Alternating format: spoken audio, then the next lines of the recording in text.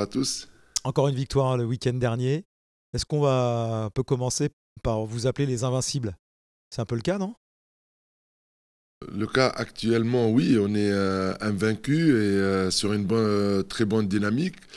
Après, le championnat est encore lent, il reste encore des matchs et des matchs très durs, soit physiquement, soit psychologiquement. Donc il faut continuer sur cette bonne dynamique et essayer de rester invincible le plus longtemps possible.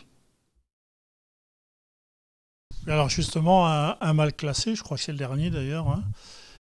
Toujours ce genre de match piège qu'il faut prendre très au sérieux. Je suppose que là encore, tu as dû avertir tes joueurs.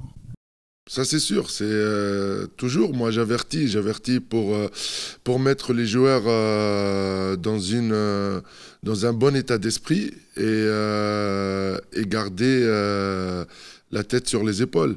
On joue contre le dernier, oui, mais pour moi, toujours avec du sérieux et de l'implication. Donc, dans notre sport professionnel, il y a toujours beaucoup de surprises. Et moi, l'un des entraîneurs que j'aimerais pas tomber dans des mauvaises surprises. Donc, on reste sur notre, comme j'ai dit, bonne dynamique et le vouloir de bien faire et continuer à grandir. Et par rapport au match dernier, quels sont les secteurs que tu as senti nécessaire d'améliorer? Parce que la dernière fois, le match a été un petit peu, même si vous n'avez jamais été en danger. Par rapport à votre dernière réflexion, vous m'avez donné une piste de travail, c'était la défense et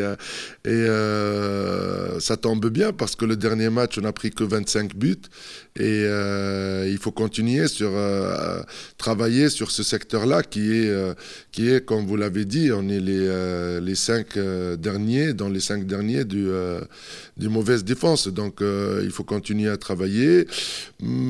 Malgré que je sais que le handball actuel, ça joue rapide, il y a beaucoup de buts. En donnant des exemples sur les matchs de haut niveau, on voit par exemple dans le haut niveau, on tourne dans une moyenne de 27-28 buts par match. Donc voilà, donc on continue à travailler de ce secteur pour être plus performant. Justement, Williams m'expliquait la semaine précédente que c'est un petit peu votre style de jeu qui génère ces nombreuses possessions pour l'adversaire et donc un peu plus de buts, évidemment, que si vous jouiez en calmant le jeu, etc. On n'est pas dans...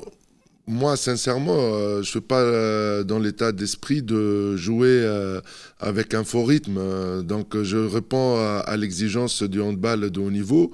Et il faut qu'on soit aussi performant dans le jeu rapide, les montées de balles, les centres, l'engagement. Et pour moi, il y a du risque. Il y a du risque parce que ça donne plus de possession de balles à l'adversaire. Et je pense que actuellement, l'équipe, elle est parfaite dans ce secteur. Donc pour moi, la priorité, c'est répondre aux exigences du handball moderne. Et dernière question, est-ce que ce genre de match, c'est l'occasion de donner un petit peu plus de temps de jeu à ceux qui jouent un peu moins? J'imagine que de toute façon, tu vas démarrer avec ton équipe type pour tout de suite essayer d'asseoir votre victoire. Non, on dit toujours, on change jamais une équipe qui gagne. Donc on est sur, comme j'ai dit, il faut pas perdre la bonne dynamique. On a des objectifs et s'il y a un temps de jeu donné aux autres, il faut qu'il soit mérité. Donc ça travaille bien, je doute pas. Mais le résultat nous oblige à aller vers notre but droit. Et s'il faut changer, il y aura des changements, c'est sûr. Mais pour l'instant, on garde une bonne dynamique et on continue sur sur notre bonne forme et la bonne forme des joueurs. Ouais, tu parles de bonne forme de joueurs, il y a peu de blessés. Enfin, tu en as eu au début de saison, mais ils reviennent petit à petit. Il y a aussi cet effet-là, que le groupe est en forme physiquement. Il n'y a pas de bobo, quoi. Ni dans la tête, ni dans les corps.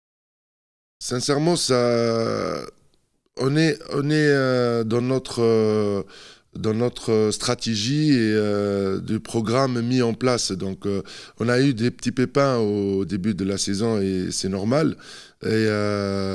Et actuellement, après, on a eu une semaine de repos où on a pu récupérer des joueurs blessés et ça fait du bien au groupe. Maintenant, on a un groupe très élargi et on essaye d'adapter au maximum.